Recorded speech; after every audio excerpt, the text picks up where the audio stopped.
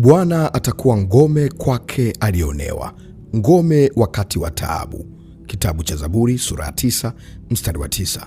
Nataka niseme na wewe ambaye unapitia mateso makali. Kuna taabu unaipitia, kuna aibu unapitia, kuna maneno ambayo yametengenezwa kwako unayapitia. Unapitia nyakati za kuonewa. Unahisi kuonewa, kudidimizwa. Wakati mwingine unashindwa kuinua hata sauti yako.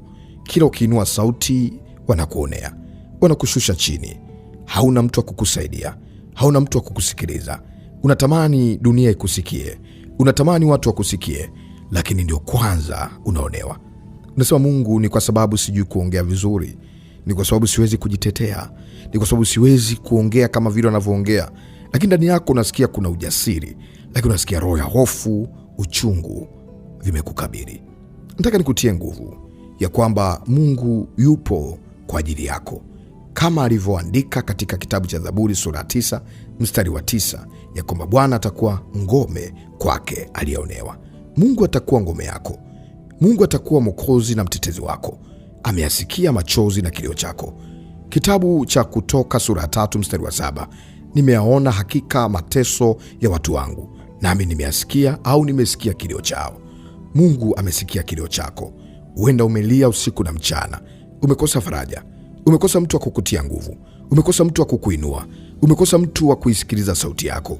Kila sauti yako inapotolewa inapuuzwa. Kila sauti yako inapotoka ili ujitetee au ili uongee yale ambayo yako moyoni mwako inapuuzwa. Umejikuta ni mtu wa kulia tu. Machozi kimekuwa ni chakula chako. Aibu yamekuwa ni maisha yako. Imefika mahali hata ujui uvae nguo gani uonekane wa heshima, maana kila anayekuangalia anaona aibu yako. Ni kama ni mtu ambaye unatembea uchi ingali umevaa nguo. Mungu anakupenda. Mungu ana nia njema na wewe. Yako malango ya Mungu atakufungulia. Usikate tamaa. Ndani yako kuna nguvu inaweza kuleta mabadiliko makubwa. Ndani yako kuna chemichemi ya kimungu ambayo hiyo ukiijua na ukiamua kwamba usijione kulingana na unyonge unaopitia, usijione kulingana na dharau ambayo watu wanakudharau. Amini, ndani yako kuna ukuu. Ndani yako Mungu ameweka ukuu. Usitembee kwa sababu ya hayo ambayo unayapitia. Haijalishi umeshindwa mara ngapi, umekataliwa mara ngapi, umeonekana ufai mara ngapi, umeonekana hauna thamani mara ngapi. Ndani yako ipo thamani, ipo thamani. Ni jambo la muda tu. Amini kwamba haya mambo yanaenda kwa muda. Kuna muda wa kudharauliwa, kuna muda wa kukataliwa, muda wa kusimangwa, kudhalilishwa, kuonekana ni watu ambao hatuna thamani. Lakini kuna nyakati ambazo Mungu anaziandaa. Aibu yetu haitakuwa kwenye maisha yetu. Amini, itakuwa kwako na Mungu atakusaidia. Kitabu cha Mathayo sura 5 mstari wa 10, heri wenye kuudhiwa kwa ajili ya haki, kwa maana ufalme wa mbinguni ni wao. Ni kweli kabisa, kuna mambo ambayo unaweza kuwa una haki nayo, lakini watu wanaweza kainuka kukuudhi, watu wanaweza kukuinukia, kukudhalilisha, kukushusha chini. Unapitia mateso tu.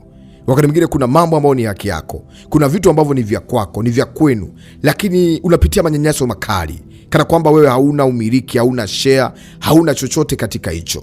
Usiogope. Kikubwa, Mungu amekupa uhai na nguvu.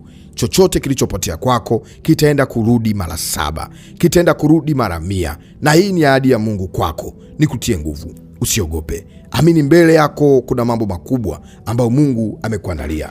Mungu amekuandalia mambo makubwa. Mungu amekuandalia baraka kubwa. Kitabu kile cha Isaya 41 mstari wa 10, usiogope, maana mimi nipo pamoja nawe, nitakutia nguvu, naam, nitakusaidia. Mungu ameahidi yuko pamoja na wewe. Yuko pamoja na wewe. Hauko peke yako. Mungu yuko pamoja na wewe. Mungu yuko pamoja na wewe. Ile Zaburi ya 10 mstari wa 17 hadi ule wa 18, lakini pointi ya msingi ni kwenye 17. Biblia inasema kwamba wewe Bwana umesikia anasema wewe Bwana umesikia tamaa ya wanyonge, ili umpatie yatima na aliyeonewa haki. Bwana amesikia changamoto yako. Bwana amesikia shida yako. Anaenda kukupatia haki yako. Anaenda kukupatia haki yako. Haki yako itakuja. Haki yako haitapotea. Haki yako haitapotea. Machozi yako hayatapotea. Kilio chako hakitapotea. Iwe unapitia changamoto kwenye ndoa, kwenye mahusiano, kwenye kazi, kwenye familia, kwenye mambo ya haki, pengine kwenye mirathi, Mungu atakusaidia. Haijalishi ni changamoto gani. Umedhalilishwa wapi kwa sababu hauna pesa? Umedhalilishwa, umesimangwa, pengine ni kazini, pengine kwenye mambo fulani ya kuhitaji msaada wa kiafya, au kuna mahali umeenda umesikia kuonewa na kudhalilishwa, pengine hata kwenye mambo ya kiimani. Chochote kile ambacho umekipitia, iwe kwenye kazi, iwe safarini, iwe sababu ya uchumi wako, sababu ya muonekano wako, sababu ya hali ambayo uko nayo, sababu ya kimaumbile, vile ulivyoumbika au ulivyoumbwa, unajihisi kwa sababu nimeumbwa hivi, ni kama mimi sifai na watu wanakunyanyapaa. No, usikate tamaa. Hata kama kuna ugonjwa unapitia, kuna udhaifu unapitia, Mungu yuko pamoja na wewe. Atakusaidia, atakupigania. Hata kama familia yako ni familia duni, familia dhaifu, unasema sisi ni kwa sababu ya maisha ya familia tulivyo, unasema Mungu nisaidie, niinue niweze kuisaidia familia yangu. Pengine kwenye ndoa unapigwa vita na ndugu. Kuna ndugu wa upande fulani wanakupiga vita, wanakuinukia. Pengine ni ndugu wa upande wa mke, upande wa mume. Pengine ni mahali unapokaa, ambapo upo unakaa, ni mtu ameinuka na kupiga vita. Ni mtu ambaye ni mwenye nyumba na kupiga vita. Ni majirani ambao umekaa nao wanakupiga vita kweli kweli. Unasikia kukata tamaa, unasikia kurudi nyuma, unasema hivi mimi ndio hivi. Nataka nikwambie, no, wewe sio hivyo. Mbele yako kuna ushindi mkubwa. Ipo siku utayasahau hayo yote. Ipo siku Mungu atayatenda mambo ambayo utasema, Mungu, hivi ni wewe kweli umenitendea mimi? Hivi ni mimi huyu? Yako majira mapya yanakuja. Yako majira mapya yanakuja. Nami nakutabiria hayo majira ya kufikie kwa jina la Yesu. Hayo majira ya kufikie kwa jina la Yesu. Hayo majira yaje kwako. Zipo nyakati za kicheko. Zipo nyakati za kicheko. Zipo nyakati za kicheko. Zipo nyakati za kicheko.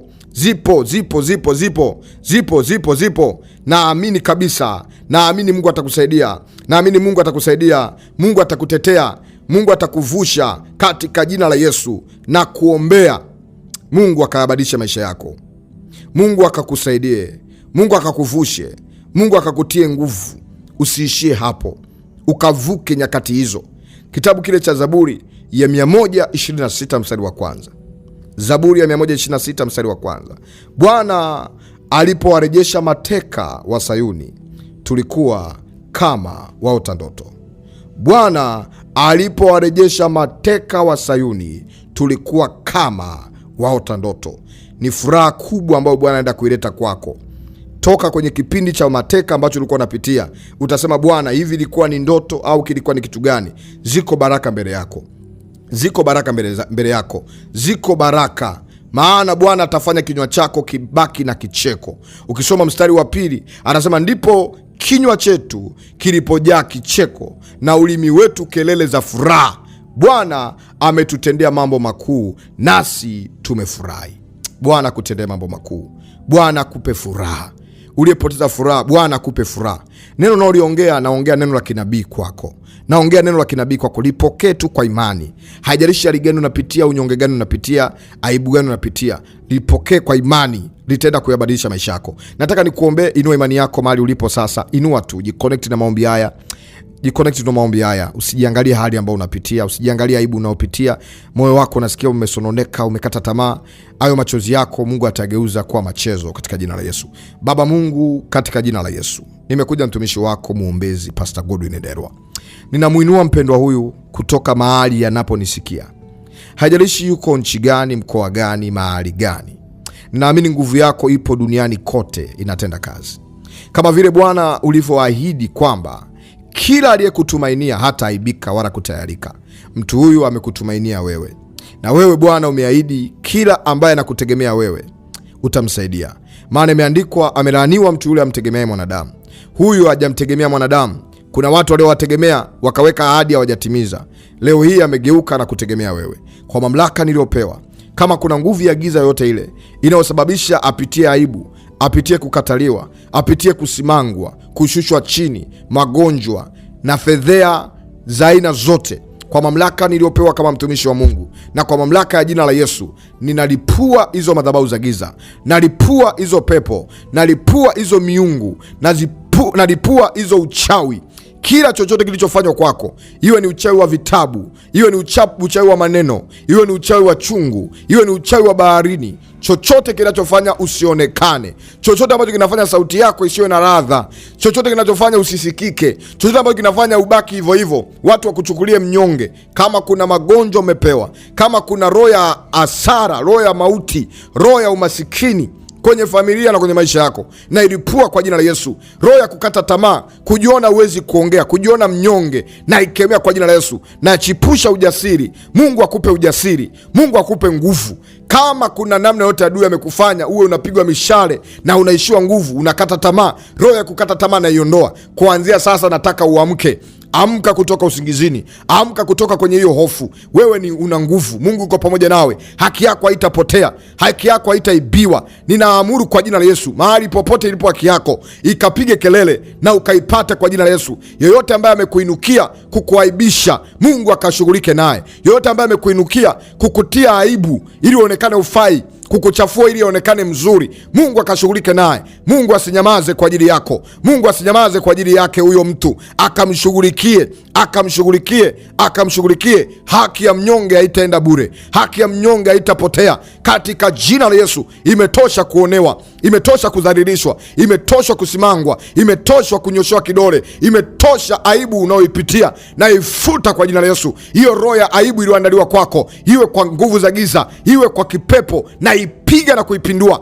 Toka we pepo, toka pepo la aibu, toka pepo la mauti, toka pepo la hofu kwa jina la Yesu. Mwachie mtu huyu, mwachie mtu huyu. Sio mali yako, sio wa kwako. Kuanzia sasa na kufungua, nafungua kamba zote, nafungua uchawi wote, nafungua nguvu za giza zote, zikuachie kwa jina la Yesu, zikuachie kwa jina la Yesu. Pokea neema ya kufunguliwa, pokea neema ya kuenda mbele. Mungu akawe faraja kwako, akawe msaada wa karibu nyakati zozote za kuonewa, za kukata tamaa. Pokea imani mpya, pokea nguvu mpya. Usiishie hapo, ndani yako ipo nguvu, ndani yako ipo ujasiri. Milango ya fedha na baraka vifunguke kwako. Mungu akupe kibali cha sura, Mungu akupe kibali cha maneno, Mungu akupe kibali cha muonekano, Mungu akupe kibali kwenye familia katika jina la Yesu. Pokea nguvu ya kustahimili nyakati ngumu, pokea nguvu ya kustahimili maneno.